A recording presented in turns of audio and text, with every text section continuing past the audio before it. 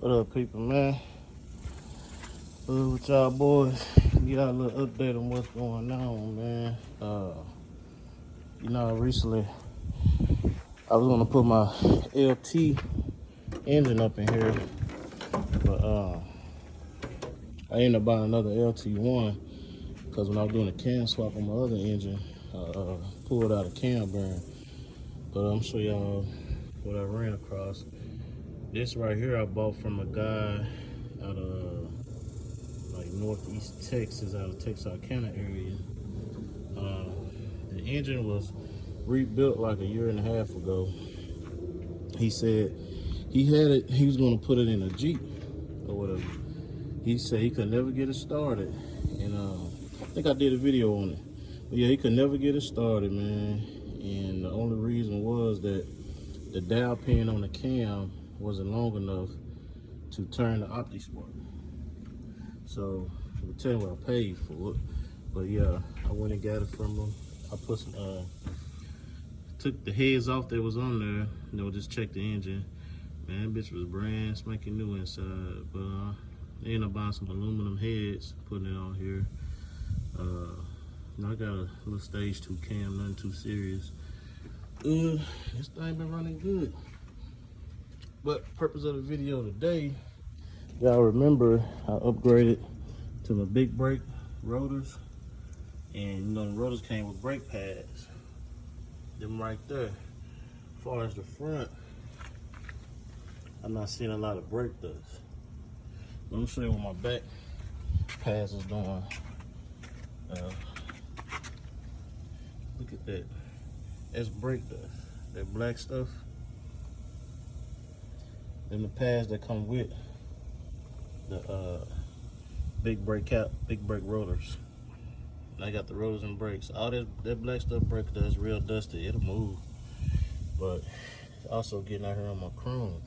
I gotta clean my rims every day, man. Like, I drive 50 miles and that's how much brake dust is showing. So I'm gonna change my pads. Just wanted to give y'all an update. If y'all think about upgrading to the big brake rotors, get you some more pads. I heard O'Reilly's brand, Extreme brand pads. They ceramic. They don't give off that dust. God told me today. Also, he said that brake dust gonna start putting pits in your chrome. So thought I'd share that with y'all. Yeah, I can't be watching this bitch every day. I hardly drive. Cleaning this side. Look.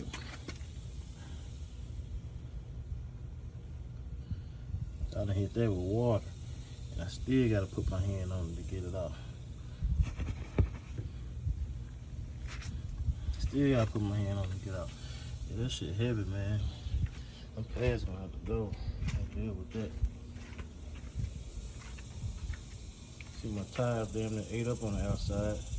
Cause when I changed my rotors, I started fucking with my tie rod ends. I had that shit towed in 1.5 inches on each wheel. But what else I have to show y'all? We got a little work to do, man. I feel like going LS because I was ready to drive. I don't want to wait on computers and wire harness and shit like that to come in. But that's all right there. Might get out tonight, this good old Friday. But yeah, man. Oh yeah, and this rust, that comes from me putting some of that aluminum bright shit for the big trucks. For my trucks, when I took the engine out, I sprayed a lot under the hood to degrease it.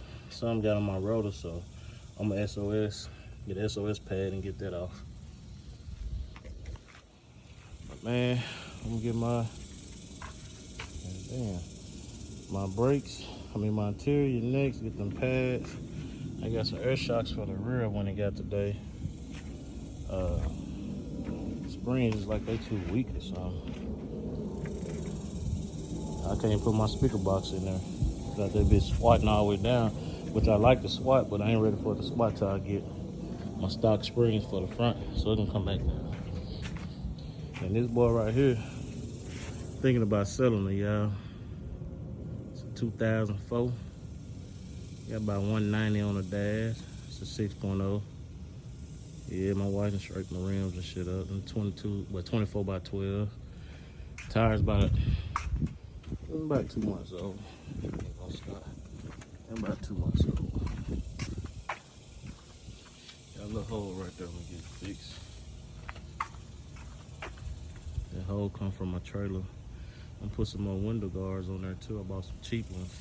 As you see, this Texas boy, them bitches melted right up. I took the front ones off. Yeah, that bitch melted. The front one look, my shit look like a noodle on the front, so I took it off. Yeah. Big boy might be for sale soon, man. She ain't though. Might get out tonight, man. Finish clean this dust off the nail rim. Yeah, I woke up by my sleep thinking about that. Also, yeah, show y'all some with that transmission. Little trick. Couldn't find a clip. And I got my paint, yeah, for my inside. That medium gray. What's going down, man?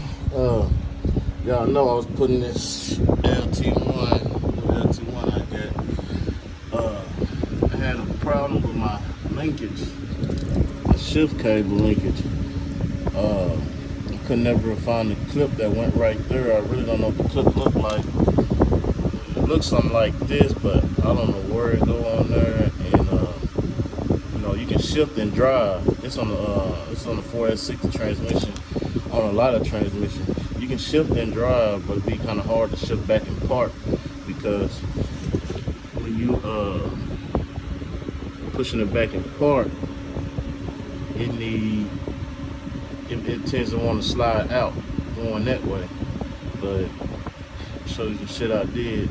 I had zip ties, man. All of that shit barely worked. It go and park when it want to. But this is what I did, man. I just thought of it. Took some short screws, very, very short screws. I got to set up a lot of, you know, little screws or whatever.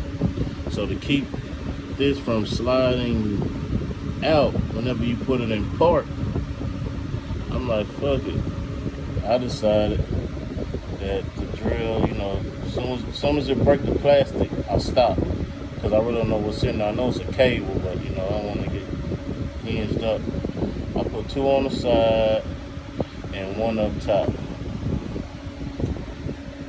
So y'all got an issue with the linkage and tying it up and all this shit. Get your little screw set, man. Different size screws. Get the shortest one you can. As soon as it break the plastic, stop drilling. Go slow too. They're drilling there fast. Yeah, that was something I thought I'd share with y'all. This was hell. Oh yeah, that drive shaft, I don't know if y'all can see it. It's a longer drive shaft come from a 2000 Crown Vic. And I got to extend the trailing arms. I need a longer drive shaft, so it's like the perfect distance. You know, when I got my U-joints switched over to it. Yeah, y'all can see that long drive shaft.